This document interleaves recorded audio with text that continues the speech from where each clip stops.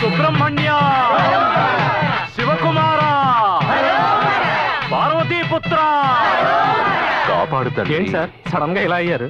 High court ఇవ్వమని తీర్పిచ్చినప్పటికీ కర్ణాటక నీళ్లు వదలకపోతే మనం వెళ్లి వాళ్ళతో గొడవ పడగలమా? దానికి దీనికి ఏంటి సార్ సంబంధం? ఆ సుబ్రహ్మణ్య స్వామిని వేడుకునేది ఏంటంటే కర్ణాటక తీర్చిన దాహాన్ని కారు మబ్బుల ద్వారానైనా తీర్చమని. సుబ్రహ్మణ్య, ఆ జనాన్ని అక్కడే ఆపేశారే? తమరు భక్తి పారవశ్యంతో ఆడుతున్నారు కదా, దానికి ఆటంకం కలగకూడదని. పోలీస్ సుబ్రహ్మణ్య సార్, వాళ్ళు ఓటేయడం వల్లే నేను ఇవాళ ఈ స్థితిలో ఉన్నాను. గుళ్ళోని దేవుడు వీళ్ళు నాకు ఒకటే. వాళ్ళని వెళ్ళమండి, నేను తర్వాత వెళ్తాను. మీరు చల్లగా ఉండాలయ్యా. మీరు చల్లగా ఉండాలయ్యా. సుబ్రహ్మణ్య, శివకుమార, పార్వతీపుత్ర, గణపతి సోదర, సుబ్రహ్మణ్య. Good morning sir.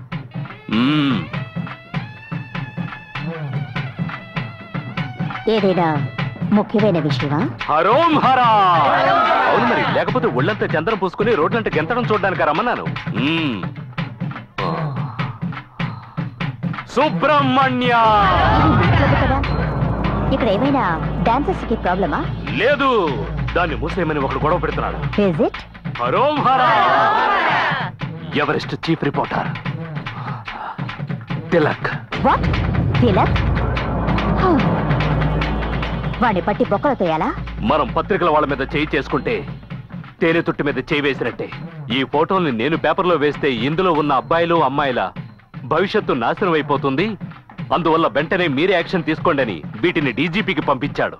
అదృష్టం ఏంటంటే ఆ డీజీపీ మనవాడని వాడికి తెలియకుండా పోయింది. ఇప్పుడు నేనేం చేయాలి?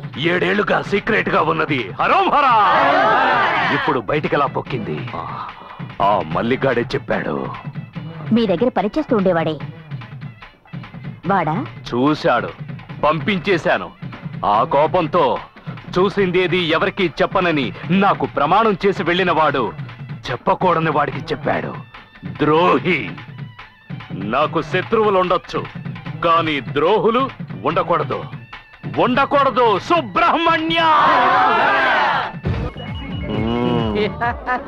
ఏందాకా రే, మన మినిస్టర్ దగ్గర పనిచేసిన మల్లిగాడు ఎక్కడున్నాడో చూడు. ఎక్కడే ఉన్నాడు? వాడిని వేసే